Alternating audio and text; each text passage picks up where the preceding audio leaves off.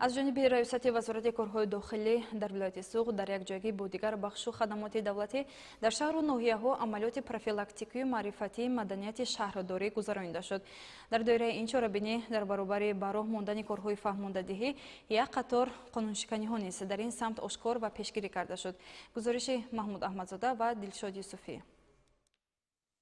عملیات مدنیت شهرداری در ولایت سوغد که با تشبث ریاست وزارت کارهای داخلی جمهوری تاجیکستان جلب ساختارهای دولتی در همه شهر و ناحیه‌های ولایت تا این مدت دایر گردید، هدف اساسی آن آشکارنمایی قانونشکنی‌های و پیشگیری از شامل‌شوی شهروندان و حزب و حرکت‌های ارتجاعی، بردن کارهای ترغیباتی عاید به پیشگیری زورآوری در عائله و کارهای فهماندهی با عائله‌های نااستوار، رعایت قاعده‌های بی‌خطری حرکت در راه‌ها، مرکزهای سودا و خدمت‌رسانی فرهنگی و کم کردن سطح جنایتکاری در بین شهروندان از جمله نابالغان میباشد. دوام این مدت که با تأسیس گروه‌های کاری در محله، دهات و شهر و ناحیه‌های ولایت چنین چاره‌بینی بر اساس برنامه تصدیق گردیده گذرانیده شد، یک قطار کمبودی‌ها آشکار و از حادثه‌های جنایتکاری و قانون‌ویرانکنی‌ها پیشگیری کرده شد. در دوره برگزاری عملیات معرفتی مدنیت شهرداری که تجربه نو در سمت پیشگیری کردارهای ضد حقوقی میباشد، از جانب گروه کاری نظارت راه و تنظیم نقلیات یک قطار قانون‌ویرانکنی حرکت در راه، امثال در حالت مستی اداره نمودن نقلیات،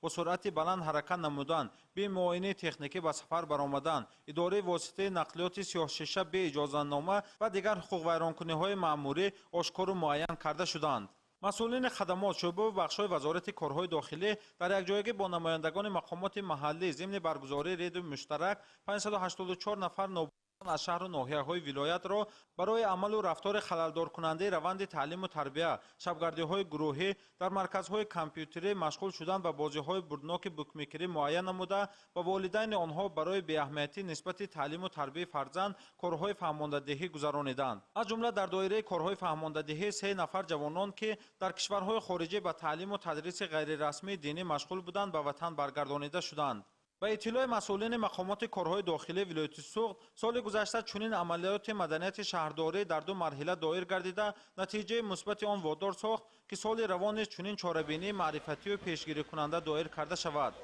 نتیجه این کارها است که جنایتکاری در ولایت تمایل کمشوی داشته، نسبت همین دوره سال روان سطح جنایتکاری 42 عدد کم به قید گرفته شده است. از جمله حادثه‌های نگران کننده کشتار 10 عدد، خودکشی 21 عدد، قلابی 34 عدد کم گردیدند. ضمن نتیجه برداری از عملیات معرفتی و پیشگیری کننده مدنیت شهرداری گفته شد که چاره‌بینی‌های فهماندهی و اصول خانه به خانه نتیجه آن را داد که در برابر کم شدن قانونشکنی‌ها، مفکوره جامعه نسبت به لباسپوشی غیرملی و ترغیب فرهنگ بیگانه دیگر شده است.